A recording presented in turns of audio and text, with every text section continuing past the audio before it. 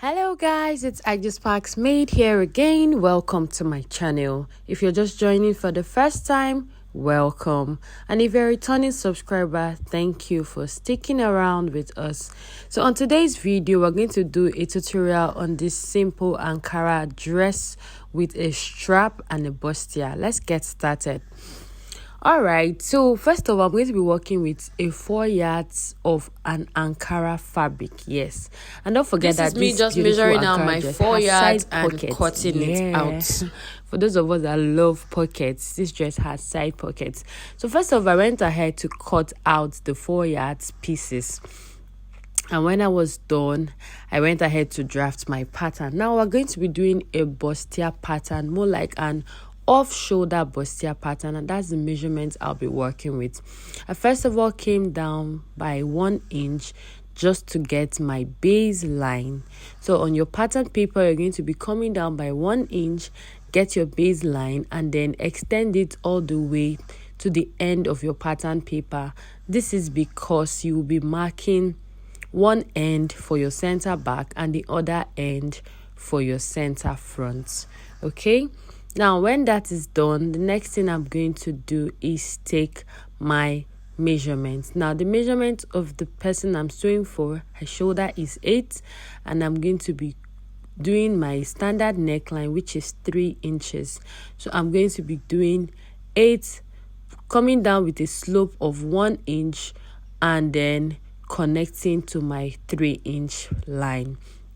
Then you know that the standard neckline for the depth and the width is 3 inches by 3 inches. Though at the end of the day, we may not be working with anything this measurement because it is an off shoulder with straps. Okay, so when I'm done with that, I'll go ahead and mark my chest line, which I got 9 inches. So I came down from the shoulder point by 9 inches, and then I'll be connecting this line all the way to the center back, because this chest line will affect both the center front and the center back, because we'll be using it at the end of the day for our armhole measurement. Now when I am done marking this chest line point, I will go ahead and use my ruler and draw a line across like so. Now the next measurement I'm going to be taking is my shoulder measurement. I'll be bringing it down onto my chest line point. Yes, because from this line we are going to be creating our armhole curve. Now when I do this, the next thing I'll be marking is my bust measurement. So my bust divided by 4 is what I marked down there. Then I'll go ahead and mark from my shoulder slope, get the midpoint just to create my armhole curve. Okay, so from your shoulder slope, you're going to be dividing it into 2 to get the midpoint and then get your armhole curve.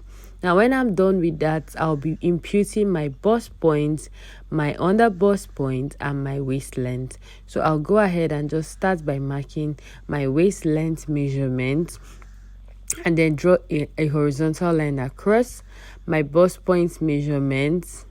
I'll go ahead, mark it, and then draw a horizontal line across, and then I'll do the same thing for my under bust length. Okay, now if you've watched this video so far, let me know by giving me a thumbs up or leaving a comment for me in the comment section. I will really appreciate it. So now when I'm done marking all of these parameters, I'll go ahead and fix in my measurements. Now I'll go ahead and put my waist divided by 4 and connect to my bust measurements. Now also note that this waist divided by 4, I had not yet inserted my dart.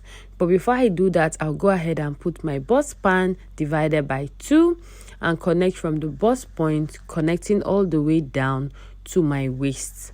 Now when I've done that, I will go ahead and note what I'll be taking in for my dart. So I'm going to be using a total of 0.6 on both sides. So I'll go ahead and replace 1.2 inches back to the side. So this is my total dart intake. Then I'll go ahead and connect my dart to meet my bust point like so. Now when I'm done with this, I'm going to go ahead and draft my back pattern. Okay, so before I do that, I'll make sure I indicate that this is my front, and then I'll go ahead and mark my back pattern. Let me know if you are following in the comment section. Just leave a nice comment for me. So for the back, I will go ahead and come down by 1 inch for my shoulder slope, and then you know that our back neck is coming down by 1 inch by 3. So we have a neckline of 3 by 1 inch. I'll go ahead and do my back neck curve, and when I'm done with that, I'll go ahead and bring down my shoulder down to my chest line to get my armhole curve. Remember that is how you get your armhole curve.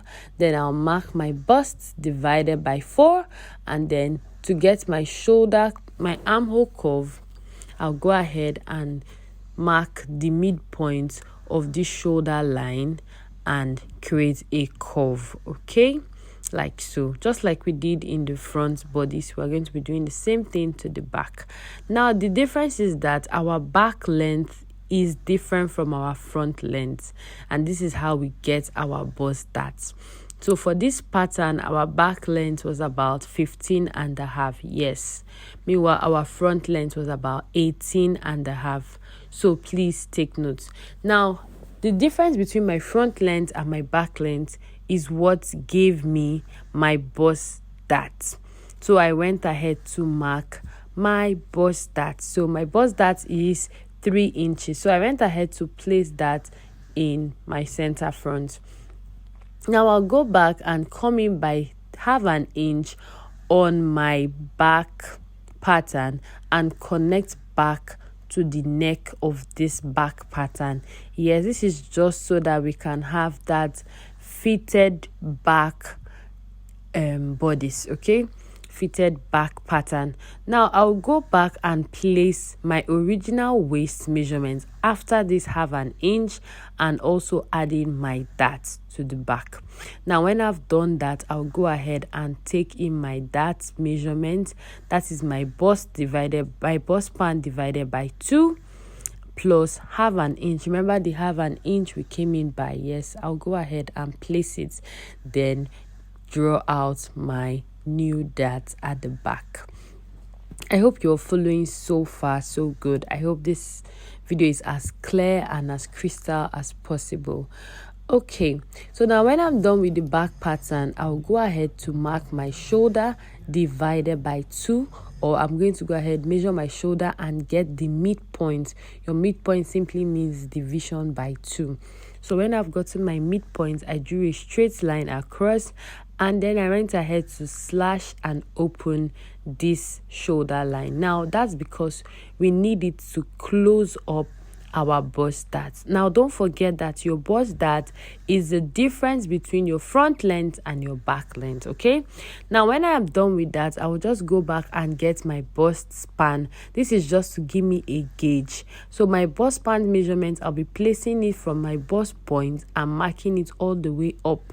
Now you can also use any other thing, maybe wherever your client wants her cleavage points to start from. Okay, now before I go further, I would like us to do our underbust tightening. So yes, this is how we're going to do our underbust tightening. So now whatever you have for your round underbust divided by 4. Now whatever I get from my round underbust divided by 4, I had 34 divided by 4 was 8.5. I will go ahead and measure without including the dart around this underbust leg. Now I'll go ahead measuring without including the dart around this underbust leg, and I got about 0.8 inches out. Now because we want this underbust to have a nice cup fit, I'll also have to make sure that I use nothing less than at least 2 inches for my underbust tightening. Now I'll first of all go ahead and close up this bust dart, because when we close up this bust dart and place our ruler to retrace the line, we usually get an excess at the sides. Okay, so now with this excess at the sides, I'll go ahead and use about 1 inch or 1.5 inch extra to fill up for my underbust tightening. So this underbust tightening, I'll be using 1 inch at the side and then ½ inch at the other side. Now the center front area will have the ½ inch, while the sides will have the 1 inch. Now also I realized that you can actually make it smaller or larger than this. So just in case you are like me and you got like 1 inch total, you can actually share 0.75 on the sides and then 0.3 at the center front area. It will still work fine and good. That is what I observed. Okay, so kindly note that I ended up using a total of 2 inches for this underbust tightening. And yes, you can use exactly what you got for your total underbust tightening for your underbust tightening fit. Okay, now over to the overbust. I will go ahead and just erase all these calculations that I did here with my correcting fluid so that we can work on the overbust. Now don't forget that your bust gauge or your cleavage gauge, you can use your bust span, placing it from the point of your bust point above to get your above bust, or where you would like your off shoulder to start from. Then on this overbust line, I'll be doing 1 inch on both sides. Yes, 1 inch on both sides for my overbust tightening. And then I'll be replacing one side of this 1 inch that I took back to the sides. I'll be replacing what I took back to the sides, just like this. Okay, now when I'm done with this is my overbust tightening done and my underbust tightening done. Now you can further go ahead to add more tightening. It's your choice if you want. And then if your client is really busty, maybe she has the full cleavage, you can do maybe 0.75 on both sides. And if your client has no form of cleavage and is not really full around the bust area, you can do 1.2 inches on both sides.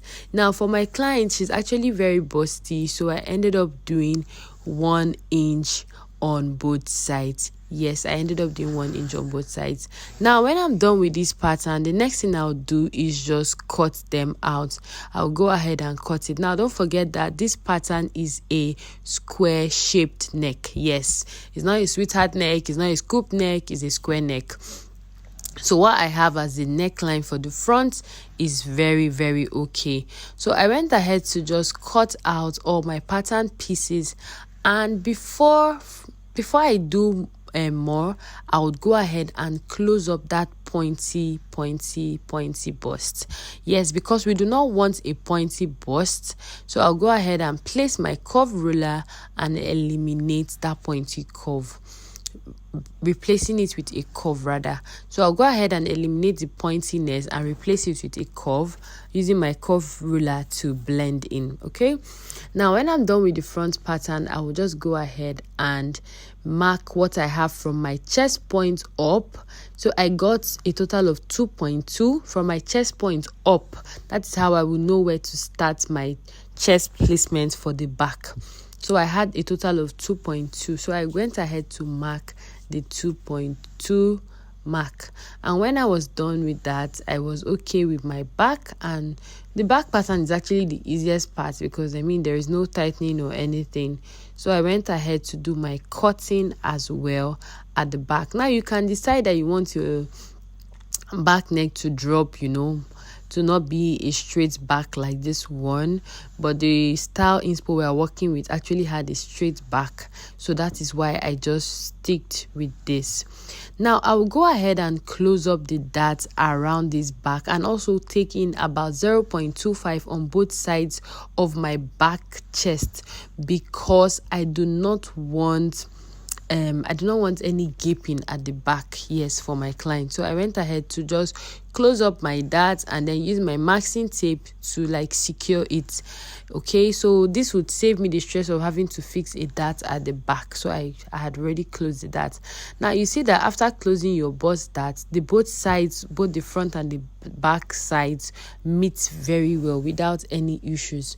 So yes, it will definitely meet. Now when I'm done with all of that, it's time for me to now transfer to my fabric. Now for the lower length of this dress, I'm going to be using the whole of the 4 yards width. Yes, for the lower length of the dress, I'll be using the whole of the 4 yards width, and that's the first thing I cut out. Yes, that's the first thing I cut out, and then I worked with a length. Now the length is your choice, totally your choice. For this my client, I used a total 3/4 length of about 48 inches. Yes, and then I sheared it. Now I used 12 inches for the shorter gathers, the shorter part of the dress. That's the shorter part that had the gathers. I used 12 inches.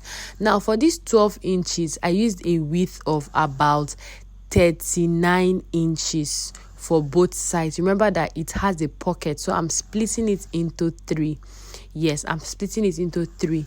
The fuller part for the front, and then the cut apart sides for the back.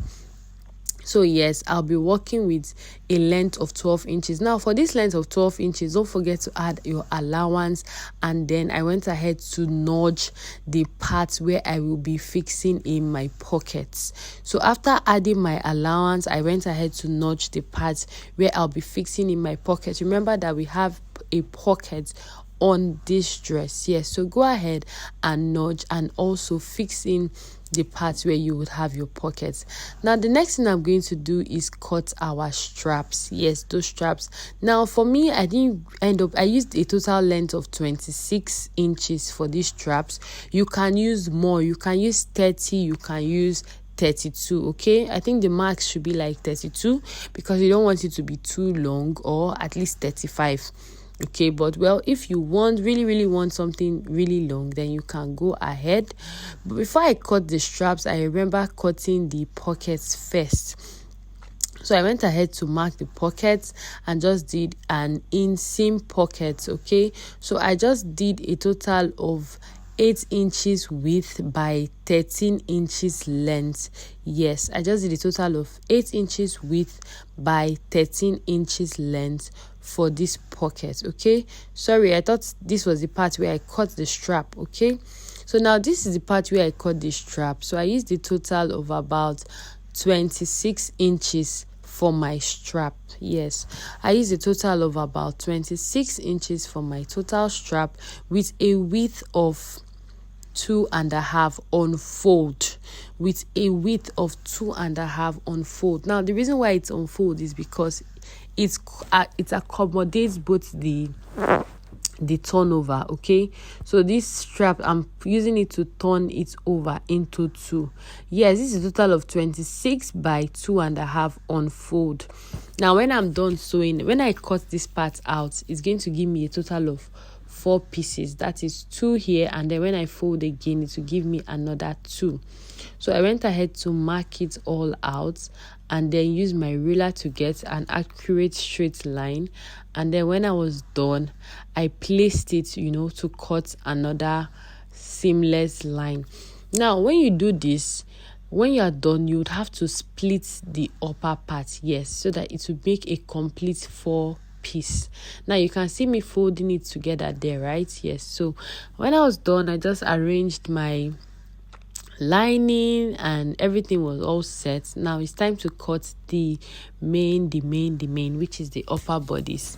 So I went ahead to place my pattern paper onto my fabric, and then I just went ahead to pin it down, to hold it down with my pins, and then mark my 1/2 inch on the chest part, 1/2 inch on the armhole part, 1/2 inch on the joining part, joining allowance, and then 1 inch for my zip allowance. Then for the front, I'll do the same thing, 1/2 inch for the upper part, 1/2 inch at the sides for the joining, 1/2 inch at the hem part, at the joining part for the waist, and then 1 inch at the side. Okay, so basically you can use any inches, any allowance you want, how wide you want it, how small you want it, what are you used to.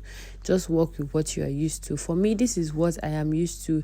I'm used to the half inches and 1 inch at the sides. Okay, now when I'm done, I'll just be choosing my preferred interfacing, and then you can see that I have laminated them onto my fabric here. So the next thing I'm going to do is just get straight to sewing. Now, I'm not going to be doing a detailed video on the whole sewing process, because I know that a lot of us can actually sew very well. But I'll just do the major guide as to making this dress.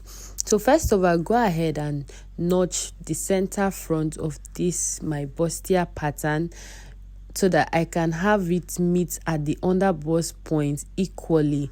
And now I would advise you to actually use your pins to hold it down, because at the point while I was sewing, I actually got stuck. So I had to pause and then fix in my pins before continuing this stitch. Please don't forget to use your pin to hold it, so that you don't end up sewing and then one is longer and one is shorter. Okay, now when I'm done with the first side, I'll go ahead and do the same thing to the other side. Now for this client I'm working with, her bust is about 41.5 inches, and she's actually busty and she has a full cup. So at the end of the day, I was really having that that bustier looking really sharp and nice, and I was glad for the outcome. Okay, now when I was done with the joining of the bustier, I went ahead to join the back to the front. Yes, now in this part of this video it looks pointy, right? Yes, until it is ironed. That is why ironing, pressing cannot be overemphasized. Please always have your iron close by. It is important to iron while working. Now, this is what it looks like after ironing. You can see that full cup, right? Yes. This is a result of my proper underbust and overbust tightening. Now, I'll go ahead and just join my straps together. I'll just join it and then close up one end. This one end I'll close up will be the parts for the tying, while the other open end will be the parts that I will pin down onto the fabric, because we are going to use our lining to close it up. So I'll go ahead and pin up this strap. Don't forget that while I prepared the main fabric, I also prepared my lining. So I'll go ahead and pin it all around and secure it well front to back. And when I am done with that, I'll use my lining and then close it up like so. Please don't forget to leave a thumbs up for this video if this video was helpful in any way. Don't forget to give me a lovely comment or anything. And if you haven't subscribed and you're watching this video, please kindly subscribe to my channel, as it will mean a lot and a lot and a lot to me. Now when I was done, I went ahead to nudge the chest area. After nudging the chest area, I went ahead to top stitch. Yes, it was important for me to top stitch so that it will be easier to turn the armhole part of this clothes. Now I went ahead to top stitch neatly, and then when I was done top stitching, I went ahead to sew out the armhole part. Now when you are done sewing out the armhole part, don't forget that for it to slip and turn over neatly and flat, you would also need to notch every part of it. You also need to notch, just like I'm doing here. Okay, so you do the same thing on both sides. Okay, now when you're done with this, the next thing you're going to do is prepare yourself to iron. You have to press. Now when I'm done pressing, the next thing I'll do is prepare the lower parts. Now remember that this lower part, the first step of these gathers that needs to be connected to the waist, has pockets. Yes, an inseam pocket. So I'll go ahead and just prepare these parts. Now because I have already joined everywhere together, I will go ahead and join my pockets, like the pocket part of this dress. I'll first of all go ahead and fix the pockets and then join it side by side, so that I will not have to like loosen up the sides of the upper bodies that I have already joined.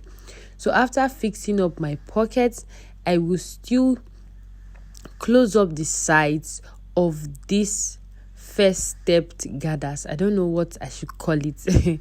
Yeah, the parts of the gathers that I'll be joining to the main bodies first, I will go ahead and join together, and when I'm done joining together, I will go ahead and attach it to the waist of our basic bodice. Okay, so now this is me just going ahead to like stitch it down, joining the back to front, side by side, and joining and closing up the pockets. Now that's because you will not be able to fix these pockets without having, a side opening. That is the only way you can attach these pockets together. So after doing this, ensure that you close up the sides so that you can, take the sides and easily join it to the main bodies of your dress. Okay, now when I'm done with this part, the next thing I'll just do is test to see my pocket, and you can see that the pocket is looking nice and good. Yeah. All right, so next thing I'm going to do is just fix up my gather stitch. Now you go ahead and sew up a gather stitch, because it's a gather stitch that is used for the 2 layers of joining on the lower part of this dress. So I'll go ahead and do my gather stitch, and then you're going to pull your gathers to match up with the waist of your upper bodice. Yes, your gather. So like for my clients, her waist is a total of 34. I'll be dragging my gathers till I get a 34 inches gathering. So I'll go ahead and be joining fabric to fabric, because I was doing lining separate and then fabric to fabric separate. So you go ahead and just do fabric to fabric. But if you joined your lining and your fabric together already and you've closed that part, then fine and good. You can still go ahead and just connect your gathers parts. That's the first step of your gathers with pockets to the waist of your upper bodice. Then when you are done with that, you can now use your lining to turn over. Now the rest of the video is just going to be me attaching the lower part of my gathers after fixing the main part. The next thing I'll do is that I'll be attaching the lower part of these gathers to the upper part of this one that is being sewn here, and then I'll go ahead and fix my zip. Now I did not do all of these details in this remaining part of the video, because I believe that we already know how to go about all of this. But yeah, this is just me joining the lower part. So when I was done, I went ahead to fix my zip and then close up my back, and then of course you're going to hem the lower part of your dress. Okay, and voila, that is basically all of it. Don't forget that there's no sleeves, it's just a strap of this dress, no sleeves whatsoever. And this is what the finished look. You can see how neat and nicely sewn this dress came out. Okay, so let me know if you learned a thing or two. Let me know in the comment section. Thank you so much for watching. See you on my next video, and bye.